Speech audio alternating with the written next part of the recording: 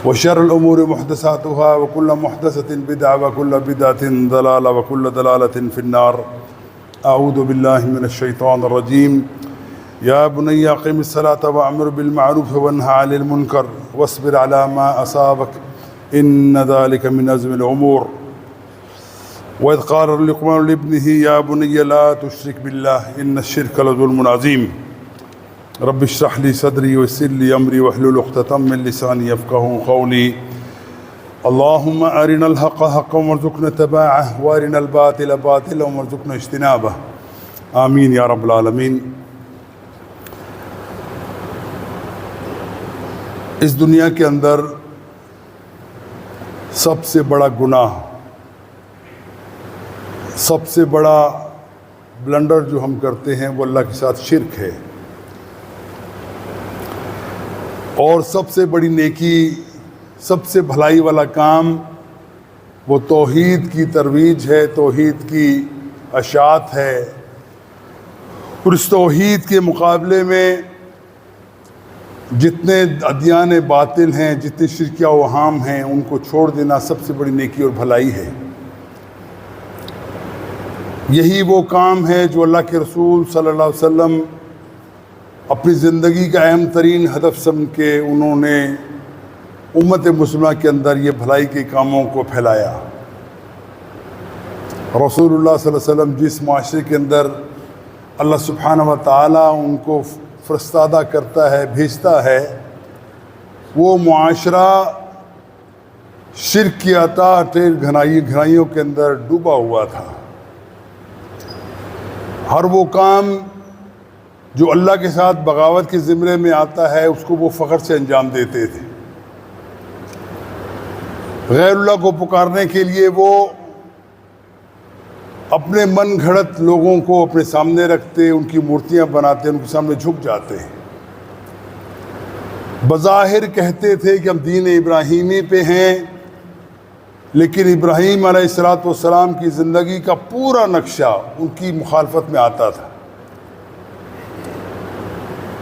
जान लीजिए कि जिस तरीके से इब्राहीम अलैहिस्सलाम जिस मुआशरे में पैदा होते हैं, जिस घर में पैदा होते हैं, उनका वालिद आज़र वो बुत परस्त भी नहीं था, बल्कि वो बुतगर भी था। बुतों को पूजा करता था, साथ बुत बना के लोगों को पेश किया करता था कि लो इनकी इबादत करो। अल्लाह के इस हबीब, अल्लाह के खलील अलैहिस्सलातु वस्सलाम ने हमेशा अपनी ज़िंदगी का हदफ यही बनाया कि हक बात कहनी है, बुराई के ख़िलाफ़ खड़ा होना है। यही दीन इब्राहीमी है कि आपने किसी सूरत के अंदर बातिल के साथ कोई समझौता नहीं करना, किसी सूरत के अंदर गैरुल्लाह को पूजने की इजाज़त नहीं देना, चाहे इसके नतीजे के अंदर उनकी गर्दन उड़ा दी जाए, चाहे इसके नतीजे के अंदर दुनिया के अंदर अजीम तरीन तशद्दुद का निशाना बना दिया जाए, लेकिन हक बात कहना है और कहते रहना है। इब्राहीम अलैहिस्सलाम को अल्लाह सुब्हानहू व तआला एक सर्टिफ़िकेट देते हैं, और ये वो अजीम सर्टिफ़िकेट है कि इससे बड़ा कायनात के अंदर कोई एजाज़ नहीं हो सकता कि अल्लाह सुब्हानहू व तआला ख़ुद कह दें वमा काना मिनल मुशरिकीन, कि ये मेरा बंदा मुशरिकीन में से न था, ये बंदा हक कहने वाला था, ये बंदा तौहीद को बयान करने वाला था, ये बंदा शिर्क को मिटाने वाला था।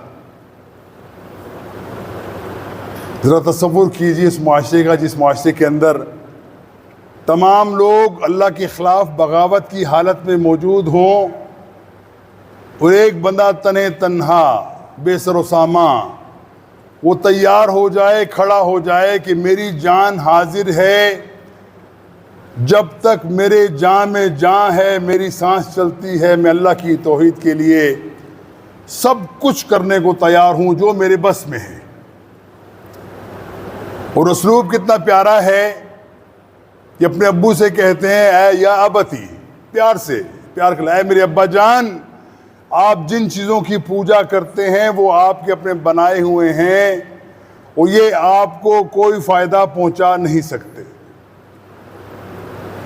और फरमाते हैं या बतीला ताबुद शैतान, ऐ मेरे अब्बा जी शैतान की इबादत मत करो।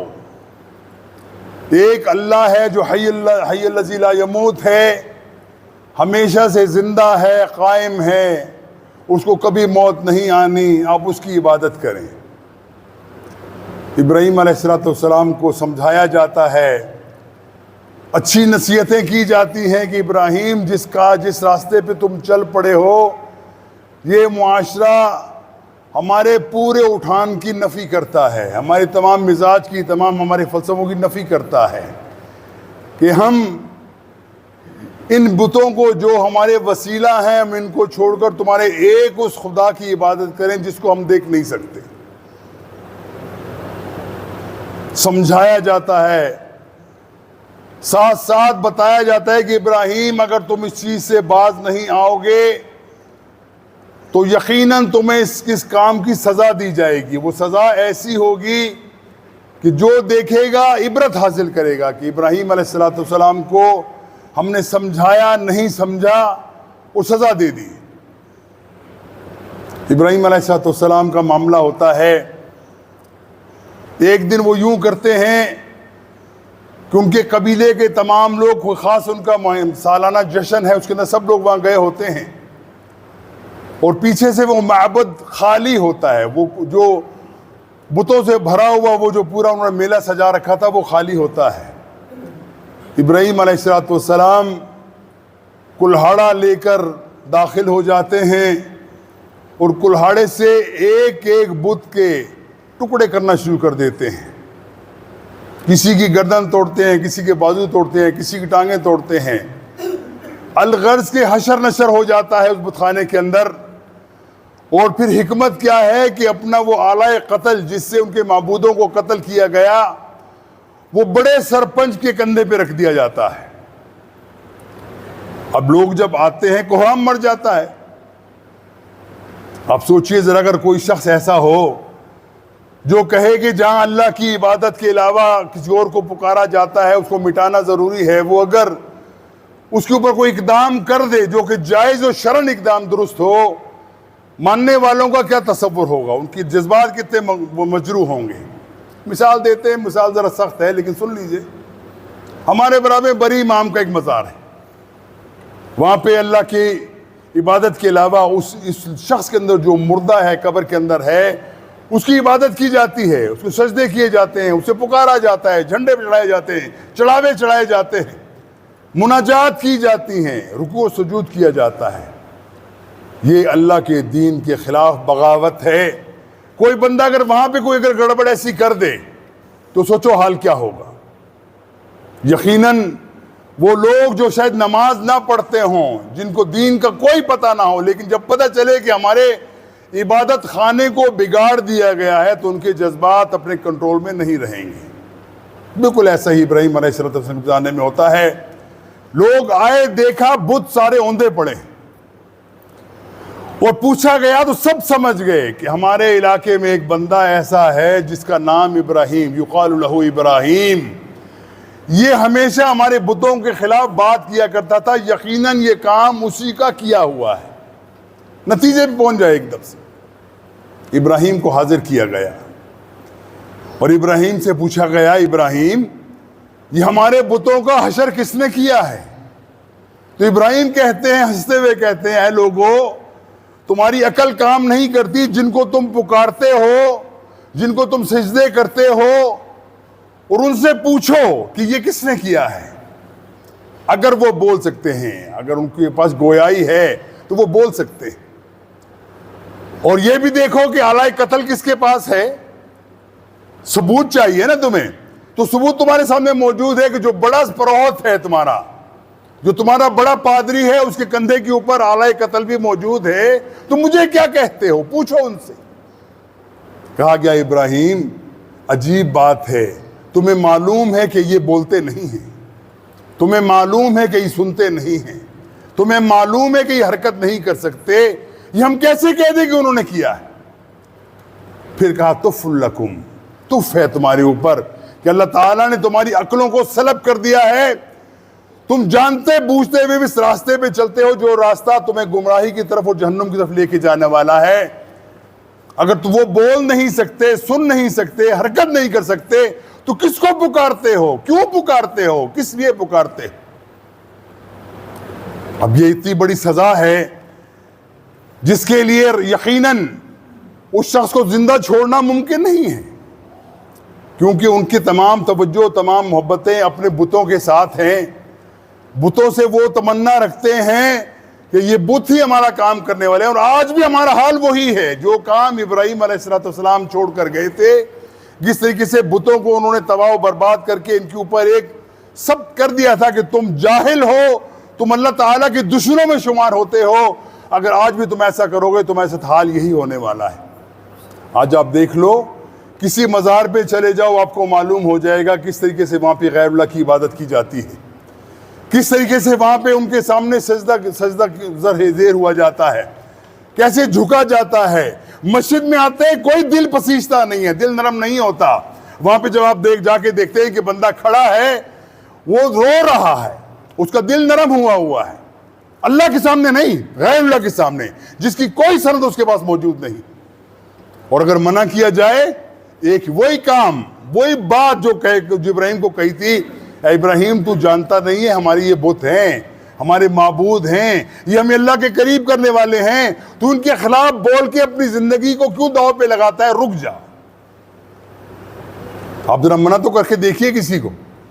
लेकिन अल्लाह ताला जब किसी के दिल के अंदर सच्चाई डाल दे, यकीन अल्लाह ताला के बस में है कि वो तमाम लोगों के अंदर ऐसा बंदा भी कोई खड़ा कर दे जो आज भी ये हक बात कहने के लिए हम वक्त तैयार हो। हम इसकी मिसाल देते हैं, पीर नसीरुद्दीन गोलड़ा शरीफ का बहुत बड़ा इरादतमंद था, बड़ा पीर था वो।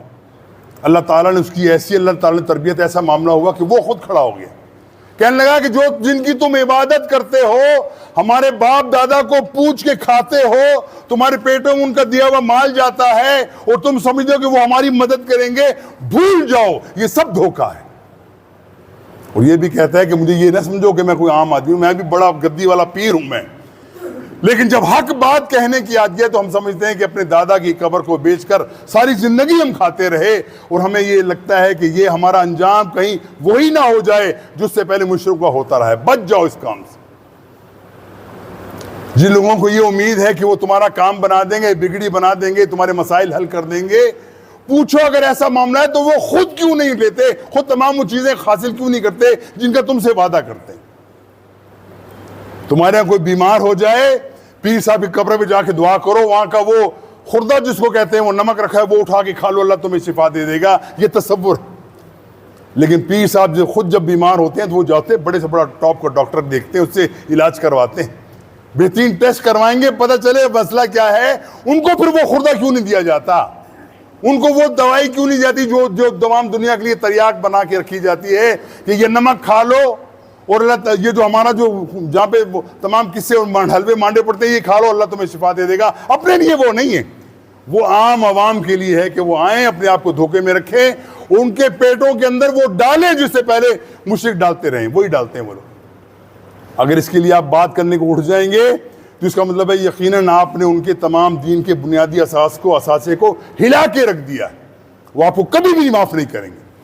तो भाई ये असल में वो बुनियादी बात है जिसके लिए रसूल अकरम सल्लल्लाहु अलैहि वसल्लम के ज़माने के अंदर देख लीजिए, लेकिन यह असलूब थोड़ा सा तब्दील किया। अल्लाह के रसूल सल्लल्लाहु अलैहि वसल्लम ने क्या किया, उन्होंने फौरन बुतों के खिलाफ बात नहीं की, एक बात मनफी नहीं मुस्बत करते रहे। क्या है लोगो, क़ुलू ला इलाहा इल्लल्लाह तुफ़्लिहू, ऐ लोगो तुम ला इलाहा इल्लल्लाह कह दो, फलाह पा जाओगे, ये कलमा बताते रहे। और लोगों आगाह हो जाओ, गैरुल्लाह के सामने झुकोगे, तुम्हारे तमाम अमाल हबत कर दिए जाएंगे, ज़ाया कर दिए जाएंगे, कुछ तुम्हें नहीं मिलेगा, बल्कि तुम मुजरिमों की सफ के अंदर खड़े हो। रसूलुल्लाह सल्लल्लाहु अलैहि वसल्लम मक्का के अंदर वही पैदा हुए।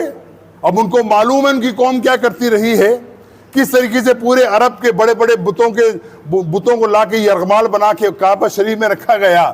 365 से ज्यादा बुत वहां पे मौजूद है। रसूलुल्लाह सल्लल्लाहु अलैहि वसल्लम यहाँ पे दावत देते हैं, वो दावत के नतीजे के अंदर आप देखिए अल्लाह के रसूल के ऊपर क्या बीतती है कि रसूलुल्लाह सल्लल्लाहु अलैहि वसल्लम के ऊपर वो जिस्मानी तशद्दुद होता है जिसका बंदा तसव्वुर नहीं कर सकता। रसूलुल्लाह सल्लल्लाहु अलैहि वसल्लम की गर्दन के अंदर रस्सी डाल के, चादर डाल के उसको बल दिए जाते हैं और लगता है कि अल्लाह के रसूल फौत हो जाएंगे, लेकिन अल्लाह ताला इनको बचा लेता है। जुर्म क्या है?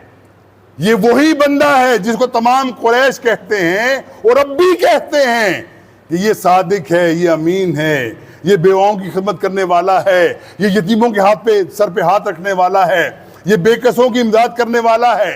दुनिया का कोई ऐसा अच्छाई का काम नहीं जो मोहम्मद सल्लल्लाहु अलैहि वसल्लम ना करते हो। ये उनका दावा अब भी बरकरार है।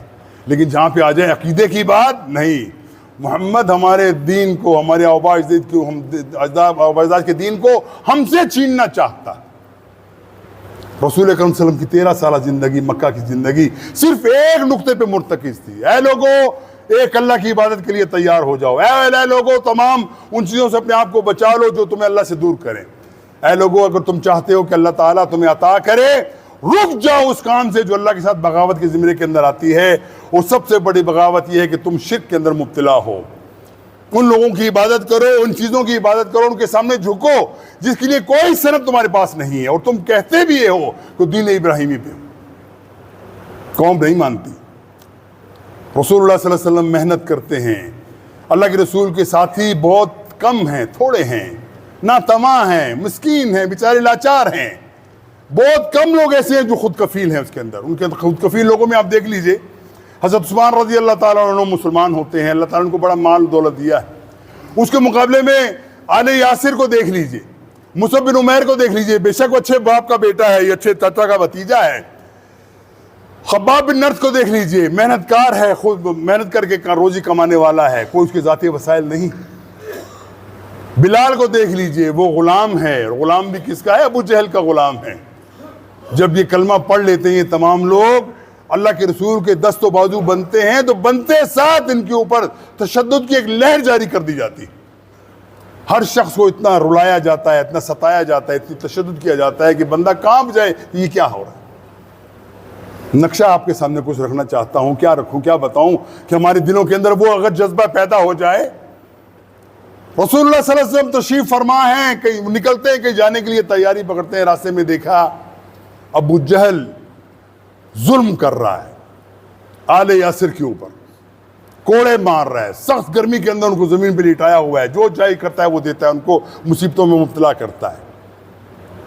अल्लाह के रसूल सल्लल्लाहु अलैहि वसल्लम कहते हैं, इस्बरू आले साबिर, इस्बरू आले यासिर, इन्ना मौइदकुमुल जन्नह।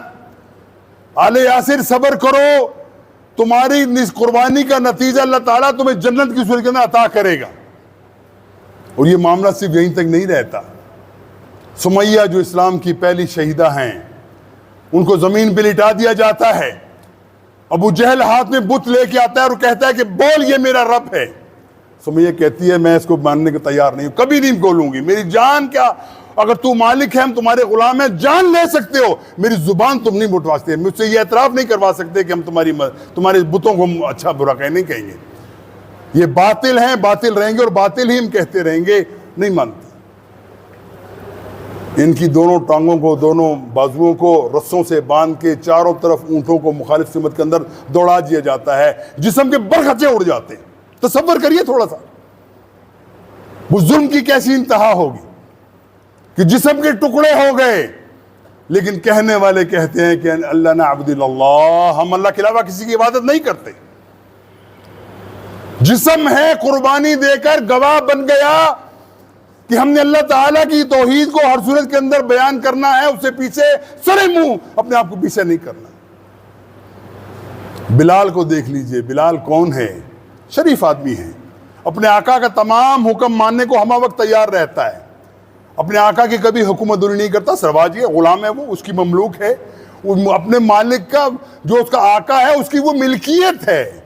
गुलाम का मतलब ये है मिल्कियत है उसकी, अपनी उसकी कोई ख्वाहिश नहीं, कोई विल नहीं, कोई अपनी वो तरीका नहीं है कि मैं अपनी मर्जी करूं, जैसा आका कहेगा वैसे। ये तुम्हारा वहां का माहौल था, ये उसको मायूब भी नहीं समझा जाता था कि एक आका है अपने गुलाम के ऊपर वो बिला वजह उसको तशद्दुद करता है, कोई उस माशरे के अंदर उसको बुरा नहीं समझा जाता था। मेरी बकरी है, जब मैं चाहूं जबा कर दूं, कोई मुझे कहती बड़े जालिम आदमी हो यार, तुम बकरी जबा कर दी तुमने। मुर्गी है तुम्हारे घर में, बड़ी प्यारी है, तुम उसको जबा कर दो, कोई उठ के कहे जी कितना बड़ा जालिम है, तो वो मुर्गी जबा कर दी इसने। भाई मुर्गी आपकी मिल्कियत है, जब भी चाहो करो, कोई आपको पूछने वाला नहीं।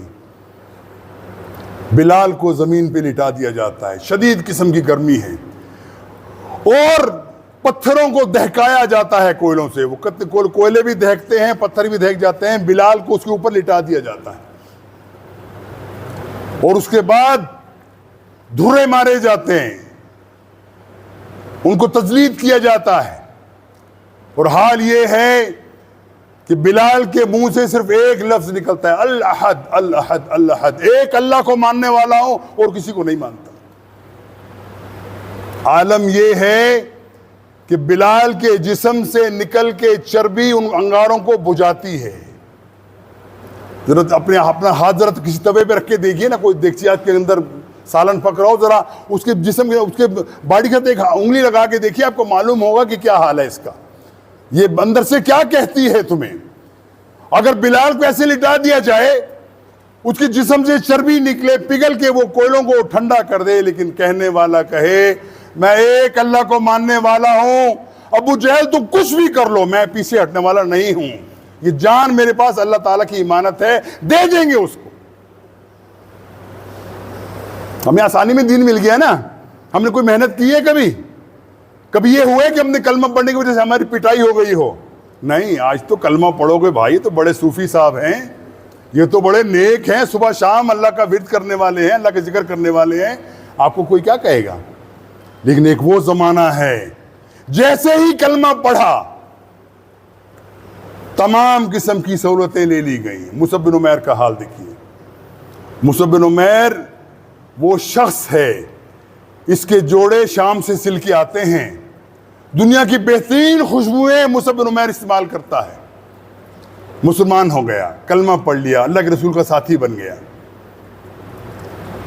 और ये हाल था मुसअब बिन उमैर का कि किसी गली से गुजर जाता, गुजरने के बाद लोग पहचान जाते यहां से मुसअब बिन उमैर गुजरा है, क्योंकि खुशबुएं फैली हुई हैं हर तरफ। नाज और नैम के अंदर पला हुआ यह नौजवान जब मुसलमान हो जाए, कलमा पढ़ ले, बुतों से इनकार कर दे, चचा कहता है कि तू क्या करके आया है मुसअब, तुझे मालूम है कि जो तू अयाशियों की जिंदगी गुजारता है, फखराना लिबास पहनता है, खुशबुएं लगाता है, खाता पीता है, तू ये तेरे नज़दीक उस बाप की कमाई है जो तेरे नज़दीक वो काफिर है, मुशरिक है। अगर तू वाकई इसको पसंद करता है कि तू अपने आप को तौहीद वाला बनाता है, ये मुशरिक बाप की चीज़ें उतार दे। मुसअब बिन उमैर की अज़मत देखिए, कहते हैं ठीक है चचा, अगर ऐसी बात है तो मैं सब कुछ छोड़ने को तैयार हूं, लेकिन मोहम्मद को नहीं छोड़ सकता किसी सूरत के अंदर। मोहम्मद के साथ दिल लग गया, मोहम्मद से मोहब्बत हो गई, मोहब्बत को आका हमने बना लिया, किसी सूरत में उनसे हम जुदा हो नहीं सकते। कपड़े तुरवा लिए जाते हैं, एक छोटा सा कपड़े का चीथड़ा उनको लपेट के अपना सतर छुपा के वो अल्लाह के रसूल सल्लल्लाहु अलैहि वसल्लम के पास पहुंचते हैं। तमाम सहाबा हैरान है कि ये वही मुसअब है जिसकी फाखराना जिंदगी के ऊपर तमाम लोग रश करते थे, ये वही मुसअब है। और याद रखिए, यही वही मुसअब हैं जिनको अल्लाह के रसूल ने अपना कासिद बनाकर भेजा, अपना एलची बनाकर भेजा कि जाओ मदीना के अंदर लोगों को बताओ कि दीन क्या है, मोहम्मद कौन है। कुछ अर्सा मेहनत की और नतीजा ये निकला कि पैगाम भेजा, या रसूलुल्लाह मैंने यहाँ पे काम किया, अल्लाह ताला ने दावत को मकबूलियत अता फरमाई, अब लोग आपका इंतजार कर रहे हैं कि आप आइए, उनके दरमियान आ जाइए। और दूसरे मक्का का हाल क्या है कि रसूलुल्लाह सल्लल्लाहु अलैहि वसल्लम की ज़िंदगी को अजीरन कर दिया गया। रसूलुल्लाह सल्लल्लाहु अलैहि वसल्लम के ऊपर तमाम मसाइब के पहाड़ तोड़ दिए गए, हर किसी का मुकाता कर दिया गया, अल्लाह के रसूल को घर के अंदर सर बंद कर दिया गया, अल्लाह के रसूल को घाटी के अंदर पाबंद करके जितने भी मुसलमान थे सबको वहाँ पे बंद कर दिया गया। और हाल ये है, आकाए दो जहां मोहम्मद अलैहिस्सलातु वस्सलाम, जिनका नाम लेते हुए हम बड़े हैरान हो जाते हैं, अपने दिल के अंदर हमारी तमन्ना पैदा होती है, या अल्लाह काश कि हम उनके साथ होते। रसूल अकरम सल्लल्लाहु अलैहि वसल्लम के ऊपर पानी बंद कर दिया गया, खाना बंद कर दिया गया। 2 साल तक अल्लाह के रसूल घाटी के अंदर रहते हैं और सहाबा कहते हैं कि हम खाते क्या, पुराना चमड़ा है वो खाते हैं, पत्ते आते हैं वो खाते हैं, किसी किसी हमारा पेट की आग बुझे, हम जिंदा रहे। भाइयों, ये मेहनत किस लिए की थी अल्लाह के रसूल ने? मैं हमेशा कहा करता हूं कि रसूलुल्लाह सल्लल्लाहु अलैहि वसल्लम का दर्जा तमाम अंबिया से बुलंद क्यों है कि दीगर अंबिया को अल्लाह ताला ने सहूलतें अता की, मोज़ात दिए, ताकि वो लोगों को मुतासिर करके दीन की तरफ लेकर आए। रसूलुल्लाह सल्लल्लाहु अलैहि वसल्लम को कोई ऐसा मौजज़ा, हिस्सी मौजज़ा नहीं दिया गया कि वो बताएं देखो मेरे हाथ के अंदर क्या है, मेरी छड़ी के अंदर क्या है, मेरी आवाज़ के अंदर क्या है। जब मैं किसी को कहता हूँ जिंदा हो जाओ, वो जिंदा हो जाओ, तो ईसा को बतलाया गया, ये नहीं दिया गया। वजह क्या है? क़यामत तक के लिए इनको नमूना बनाया गया है, क़यामत तक के लिए। अगर ये तमाम मौजज़ात अल्लाह के रसूल को दिए गए होते, दिए, लेकिन दावत की ज़िम्मन में नहीं दिए।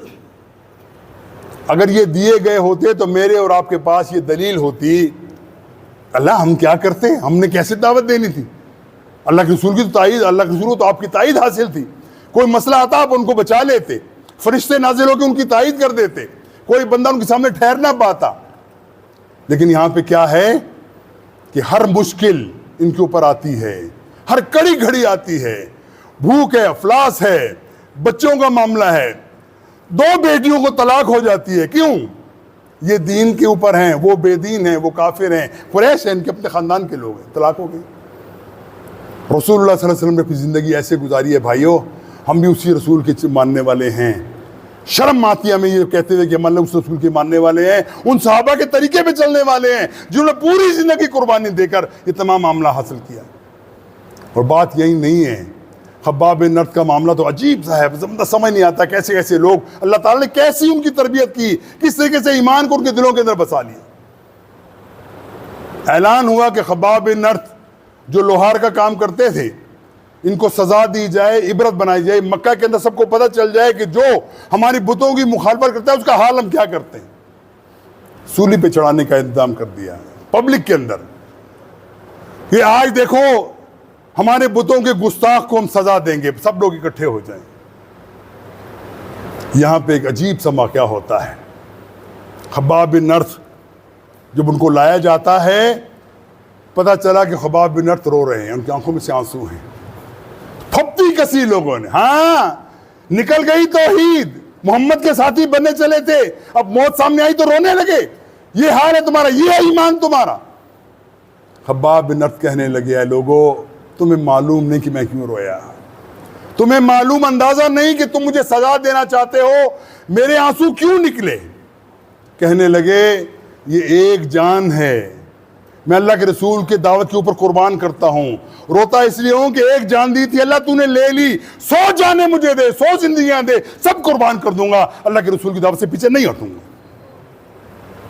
कहां बैठे हम लोग, अल्लाह के रसूल से मोहब्बत का बड़ा दावा है, और हाल हमारा यह है कि हर वो बातिल काम जो हमारे माशरे के अंदर हो रहा है, हम उसके ऊपर चुप करके बैठे रहते हैं, कोई मसला नहीं, जाने दो, सब आसान है।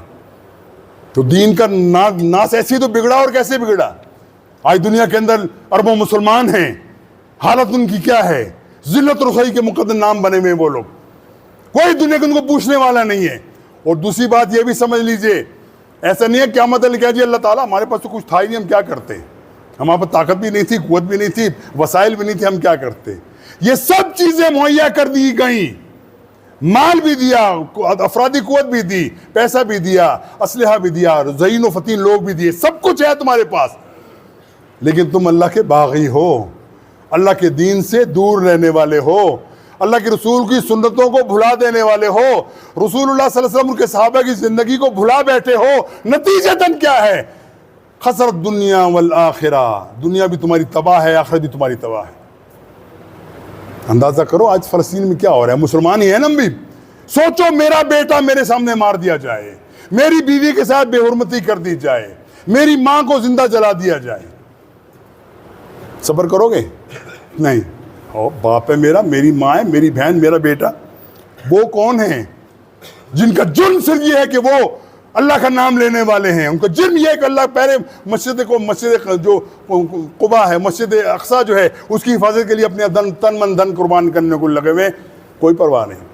हमारी अयाशियाँ जारी हैं, हमें शायद पूरे महीने में एक दफ़ा भी याद नहीं आता कि वहाँ पे क्या हो रहा है इस वक्त। भाइयों ये है महरूमियों की दास्तान। ये मत कहो कि अल्लाह ताला का अजाब का कोड़ा तुम पे नहीं बरसेगा, अगर नहीं संभलोगे उसी तरीके से तुम गरक कर दिए जाओगे जैसे पहले कौमों को खत्म कर दिया जा। आज वो कौन सी बुराई है दुनिया के अंदर जो मुसलमानों के अंदर मौजूद नहीं, और वो बुराई पहले अंबिया की कौमों के अंदर मौजूद थी, जिनके नतीजे में अल्लाह का अजाब उनके ऊपर आता रहा। हर बीमारी हमारे अंदर मौजूद है, लेकिन हम संभलने को तैयार नहीं। भाइयों इतना तो करो, अपने आप को तो बचा लो। मेरी उम्र के लोग, उनको ख़ास तौर पे एहसास करना चाहिए कि हमारी ज़िंदगी कितनी बाकी रह गई। वैसे तो किसी का भरोसा नहीं है। नौजवान आदमी, हमारे एक अजीज़ बहुत छोटी उम्र के, वो उनको हार्ट अटैक हुआ, वो मर गए, पता भी नहीं चला। लेकिन फिर भी एहतिमाल है कि जिनकी उम्रें 50-60 साल से ज़्यादा हो गई हैं, इम्कानात हैं कि उनका बुलावा जल्दी आ जाए। तैयारी करनी किसी ने, भाई लाहौर जाना है, टिकट लोगे, अपना बैग बनाओगे, कपड़े रखोगे, खर्चा रखोगे, वहां जाके इंतजाम करोगे, किसी अजीज अकारिब को कहोगे मैं तुम्हारे पास फलां दिन के लिए, इतने दिनों के लिए आ रहा हूं, करोगे ना तुम। लेकिन उस जिंदगी का तुमने क्यों सोनी होते, जो आबाद की जिंदगी है, हमेशा हमेशा की जिंदगी है, उसके लिए बेगम है, बेफिक्र है, परवाह ही नहीं, जो होना तो होना। ये नतीजा है अल्लाह के दीन से आराज करने का कि अल्लाह ताला ने हमें दोबारा मुसीबतों के अंदर मुब्तला करके हमें एक झटका दिया है कि देखो दुनिया के अंदर, पूरी दुनिया के मुसलमानों का क्या हाल है। मुसलमानों के अंदर गैरत और हमियत की नाम की कोई चीज़ बाकी नहीं रही। वो डेनमार्क में दोबारा कुरान को जला दिया, कोई बंदा बोलने को तैयार नहीं है। लानत है ऐसी जिंदगी पे, ऐसे असले के ऊपर, ऐसी कुव्वत के ऊपर जो इसको मुसलमान रखते हैं अपने पास। बादशाहते हैं, कुव्वत है, लेकिन किस लिए?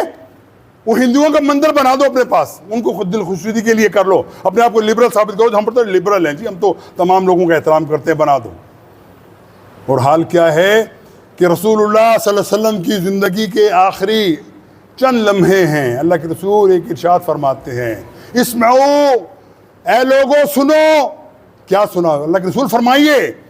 लोगों को अंदाज़ा है जो हालात अल्लाह के रसूल की है, लगता है कि अब मामला करीब ही है, ये फिराक होने को ही है। कहा उखरजू यहूद व नसारा मिन जज़ीरतिल अरब ला यबका दीनान फी जज़ीरतिल अरब।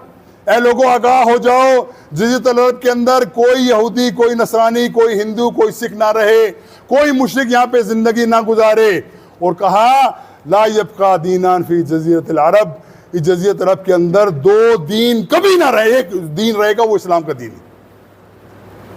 ये किसका गवाह, किसकी वो है इरशाद, किसका? अल्लाह के रसूल का। कि ये नहीं करना, तुमने ममनू कर दिया, हराम करा दिया कि वहाँ पे कोई बंदा गैर मुस्लिम जाके रह ना सके।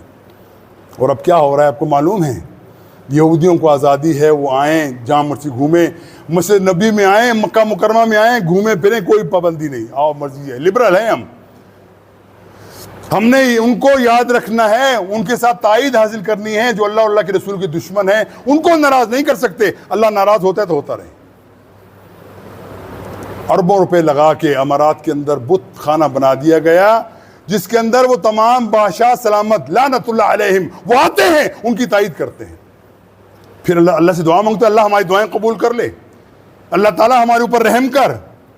ये हाल है हमारा। फिर अल्लाह से उम्मीदें हमने बढ़ाई, बुतों से तुझको उम्मीद, खुदा से ना उम्मीदी। मुझे बता तो सही, और काफिरी क्या, और काफिरी किसे कहते हैं?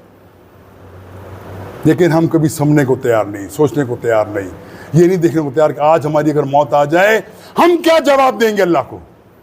यकीनन मेरे और आपके बस में ये नहीं है, लेकिन अपनी जुबान से तो कह सकते हो कि काम गलत।